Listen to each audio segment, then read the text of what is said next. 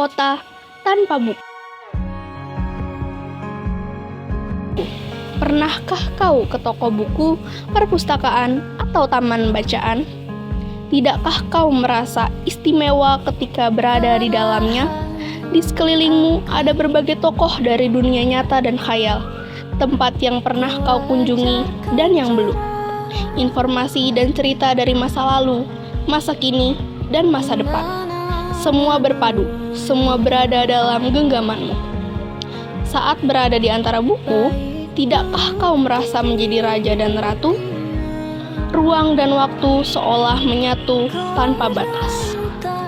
Kau bisa terbang melintasi sekat negara dan melewati berbagai zaman. Kau bisa menyelam ke dalam samudra, melayang di angkasa, bercanda dengan aneka satwa, dan berkelana di tengah padatnya kota, juga di rimba raya. Kau tahu, buku adalah jendela dunia, kunci pengetahuan, dan pintu wawasan. Muhammad Hatta, sang proklamator, berkata, "Aku rela dipenjara asalkan bersama buku, karena dengan buku aku bebas." Melalui buku, manusia terbebas dari ketidaktahuan. Tempat-tempat yang dipenuhi buku adalah harapan berkembangnya pengetahuan dan wawasan. Apa jadinya jika kota tanpa buku? Pantaskah dia disebut kota? Di kota itu, mungkin kabar datang dari sumber lain, dari koran, televisi, atau internet.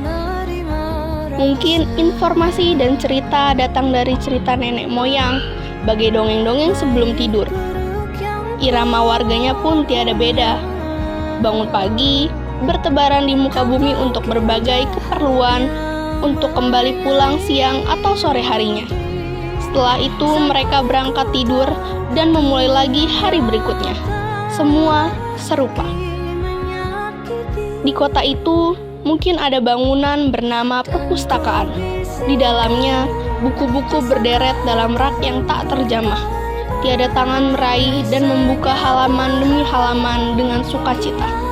Mungkin juga ada tumpukan buku di sudut-sudut sekolah yang sepi dan berdebu, jarang dikunjungi, jarang dibaca. Buku-buku di sana teronggok tanpa nyawa. Bagaimana dengan kotamu? Mungkin kau tinggal di tengah kota yang megah, atau di gang sempit, di desa terpencil, di sisi pesisir, atau di kaki gunung. Adakah perpustakaan, taman bacaan, atau toko buku di dekat rumahmu? Jika ada, apakah tempat itu menjadi wadah berkumpulnya anak-anak dan warga, menjadi pusat berkembangnya wawasan dan pengetahuan, atau hanya menjadi pajangan? Maukah kau menjadi orang yang menghidupkannya? Kau bisa mengunjunginya dan mengajak teman-teman membaca dan berbagi cerita di sana. Jadikan tempat itu sumber kegembiraan dan pengetahuan.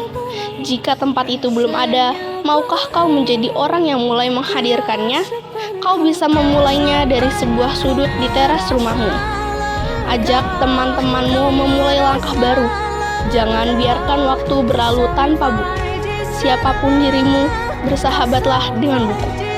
Dia akan menjadi teman setiamu sepanjang waktu.